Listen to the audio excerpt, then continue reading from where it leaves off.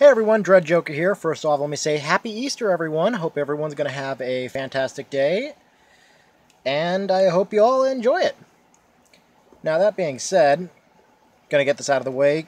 Transformers Tuesday is going to be done today, as same with More Phenomenal Monday, because the next few days I am going to be busy doing yard work. Hooray! Those killer weeds are trying to eat me again. So, while trying to track down a weed whacker, we were right next door to a good one. You know what, I thought, may as well run in there for a little bit. Because the store owner was being, or the manager that night, was being a complete tool, I could not get the entire lot I wanted.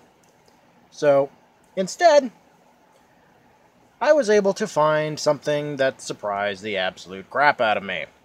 Because normally every time I find them, they are in absolute terrible condition.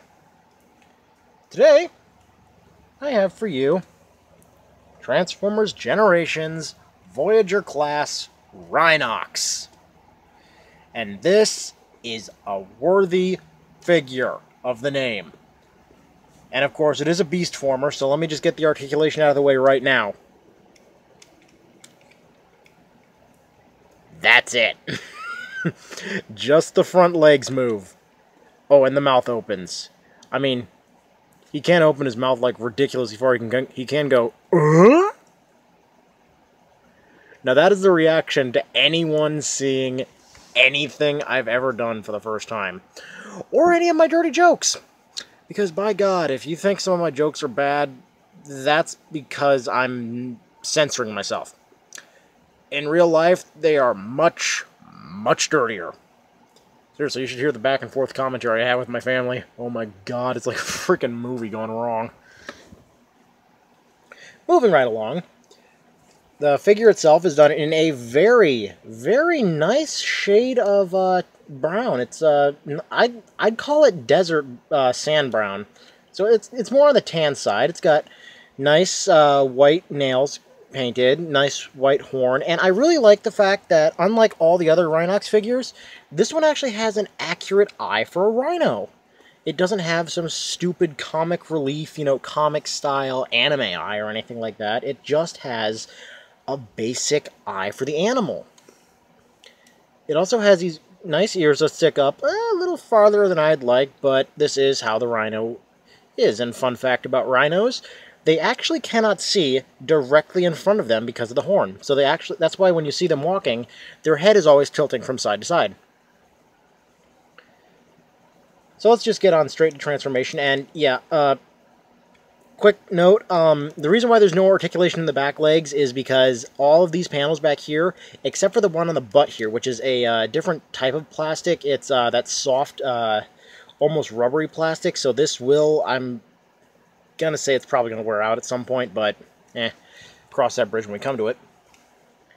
But if you come back to the back here, you're gonna notice that the back of his legs have these nice little holes, which that's hilarious considering that he's a rhino and they've thought to give him thrusters in his rear legs. That is absolutely hilarious. Maybe for that extra ramming speed. Whatever. I don't know where I'm going with this, but whatever. So let me see if I have another beast former around here, because the only ones that I think I actually have in my collection are probably Cheetor. Probably Transmetal Cheetor. No, wait, I take it back. I actually have one other from Beast Hunters. So let's get him out, since I don't want to transfer. Well, I also got Ravage, but yeah, let's just stick with a modern figure that I've yet to review, but this is the only other beast former I can find right now. I want to say this is Razorback. I can't remember because I got this used, and again, used figure. So this is one of the only other beast formers I have, if you can even call it that. It's really just not hiding anything. Let's just get him out of frame so we can focus on the transformation. Now, step one is you're going to want to come back here to his butt. Yeah, great. We got to do some butt stuff. You see? That's what I tell you. That's what I tell you about my jokes coming out wrong. And I'm censoring myself here. Just grab his butt, raise it up. Yeah, that doesn't sound wrong at all. And then that'll reveal all these parts back here. Now, to get these parts free, now next thing you're going to want to do is just to speed things up is, first of all, get them back in frame, is to lower the feet back here, because this whole section right here is actually going to be his front. Yeah, so he kind of has this whole front butt thing going on, but don't worry, that's not how it works. Just come in here and untab the underside. And he did have guns, but sadly I could not find them. And I was amazed to even find this in one piece. So, oh, excuse me, my sinuses are, I guess we could call it, I pray to God that is not showing up on camera, or showing up in the audio files, because we do not want to hear bleeding ears. Because once I get the base cannon finished, yeah, I'm working on a base cannon, the neighbors and or family members that piss me off are going to be on the receiving end of it. So yeah, just straighten out the legs once you get those panels done, and what you want to do is turn it sideways here. You want this panel to come down all the way about here, so that way you have room to free it up, and rotate 180 and bring it one click back. That will lock it in place, and it's on a soft lock thing, so you got these itty-bitty tabs here, and they go into these notches in here. Just one click, and that's done. Now, unfortunately, on mine, and I don't know if this was a mass-produced problem, but the mushroom pegs that hold the hips on mine are extremely loose. So getting this guy to stand might actually be a bit of a challenge. But the next thing you want to do is you want to come up to the head here. Or no, the next thing you want to do is open these panels for the arms. These will form the chest later on, but just open them on this double hinge. Please open for me. Thank you very much. Just open these and extend the arms out like so. This will free up this panel back here so that we can pull it back like so and just leave it like there, right there. Bring this panel down and that'll just go right there. Slide these panels over. You want the panels folding back, then in, and then you want to slide them forward and then curve them in like this. And it helps if I get in frame, because I'm not even looking at the camera right now. Yeah, that's a great way to do things. Then fold down this panel here on his stomach. That'll complete the crotch. Just going to leave this up for the head reveal later. Then you're going to want to pull the arms. They kind of lock in, so you just got to hold them and then just... And when you hear that click, that means they're done. Then once you're done, you rotate the bicep, just 90 degrees. Then come back here, undo this panel down here, and fold out the hand. And this is my one pet peeve. They do not give this enough clearance, so you kind of got to force it past the Rhino mode leg. So that's like the one part that makes me a little concernicus, except for this the shoulder one. When I got this, the first thing I was thinking is, oh my god, this is just going to be like Whirl all over again, and I'm going to snap a part off and I'm going to scream. But no, I'm actually surprised. This one is made a lot better than Whirl was, because I actually had Whirl, and day one, 10 minutes out of the box, his head snapped off. That's a great figure when not even 10 minutes in, following the directions, the head snaps off. But yeah, finally, just make sure the arms go down so that way... Nope, I don't know if you can see it very well. There's a little notch right here that'll go over this little section right here. After this, I'm going to have to go throw something up the stairs to shut the crows up. Then just fold the panel down, and that will reveal his head. And that is definitely, no mistaking it, that is Rhinox. The lovable, medical, tank genius of Beast Wars. Let's see if I can get a head to show anything.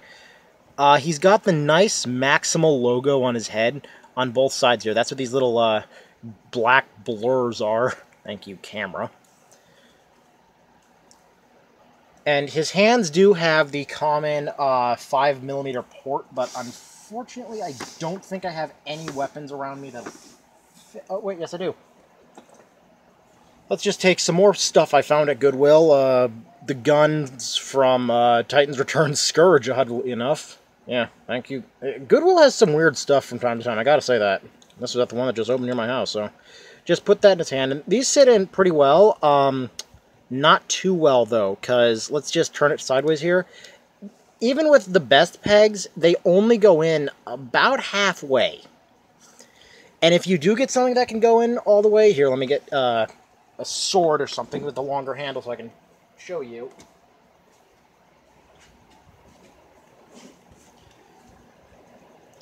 Even when you can get it all the way in his hand, there's nothing really holding it there, so it is extremely loose. But, I mean, I kind of like this. I mean, I've always wanted to see Rhinox with a sword, a nice, good-sized sword, and now I can. And this isn't like the original Rhinox mold where Kenner thought they had to give it some stupid mutant head gimmick. Ugh. And I actually do have some of the original Kenner molds, but I can't find any of them right now. I think they're in the bins behind me, but organizational skills being just freaking great. Let's get on to articulation, shall we? Let's! Yay! Moving on, we got the elbows here have... they're on a nice soft ratchet. You can't really hear it, but they have 2 stopping points. They have one right here, which is about 45, maybe 70 degrees of bend. So, not too bad, give all things considered, especially for a beast former, so... But then you got a bicep swivel here, which is really good. Nothing really at the wrist except for this little bit of give here. You can get a little more out of it, but you kind of have to open up the transformation panel, so that kind of breaks it. And, yeah, my other pet peeve is the panels, because of the way he transforms, these panels on the sides of his chest never really stay where they're supposed to be. But moving right along, he's got actually amazing range of motion. Yeah, I passed English with flying colors. He's got outward movement up to actually a little over 90 degrees of bend on the shoulder joints, so that's good. Arms can do a complete 360, so combine that, you got nice universal shoulders. I'd say I wish they were on a ball socket, but I really don't, because a lot of the times when you get a ball socket, the first thing that happens is they start to droop. But both arms are the exact same way, although for whatever reason, the right arm on mine is much, much tighter. This one kind of rotates freely, a little bit with less strength required, and this one just does it. But moving on to the hips, he can... without moving them outwards, because he can do the full splits, which is really good. Because, again, back in the day, because of these the armor, they were lucky if they could do this. In fact, I remember, I think it was Beast Wars Transmetal's Cheetor that had the, at the time, probably the best leg articulation. But he also has an ankle tilt, not a lot. It only goes inwards at maybe 15 degrees. Toes really help here. The armor really helps the foot from collapsing inwards on itself, but that's good. So otherwise, leg going backwards, it only goes back maybe 45 degrees. Otherwise, going outwards, it can go completely all the way up, almost behind his head. He can go all the way forward, knee slightly over 45 degrees, maybe 50, 60. But unlike a lot of the other figures, and his head is on a ball joint, so it can do a complete 360. It's a little restricted, but that is creepy in any dimension, just seeing Rhinox. Huh, it is really dirty in there. And then looking right back around. Now, what you can't really see on the head, if it shows up at all, is if you see this little itty-bitty black outline here, they actually did this in the molding. This isn't paint. They actually moved the head, the eyes, back just far enough so that there is actually a little bit of a shadow forming around there that is not painted, and that is helping bring out the black outline in his eyes that is often seen in the animation model. Now, as I was saying before I went off on the backtrack, this Rhinox actually can gets seated, and because of his articulation, he can rest like he did in the show that one time when he was stuck in sickbay, you know, with the Energon drip and everything, just like drinking it and stuff.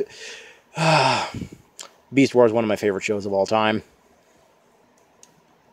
But otherwise, if you want to break the transformation a little bit, just for a little fan mode, if you grab the Rhino head here and bring it up over his regular head,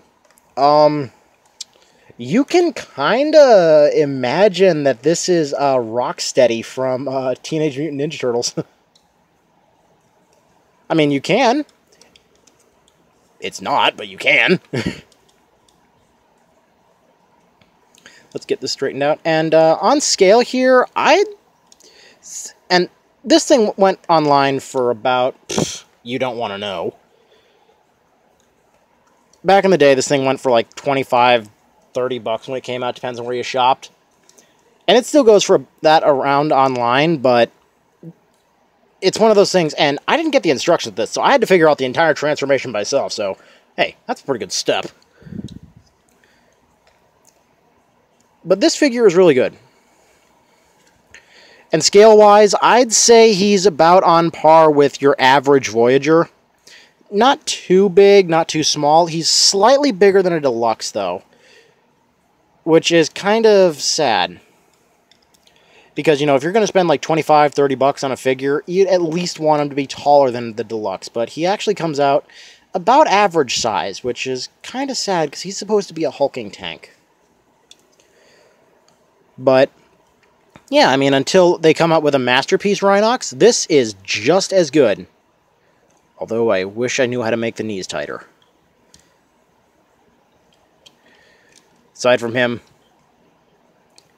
doing that. Holy crud, I got him to stand. Wow! And he looks like he's about to do something really, really bad. Yeah, great! Let's just see if I can turn him sideways. Yeah, that just looks wrong. Nope. Nuh-uh.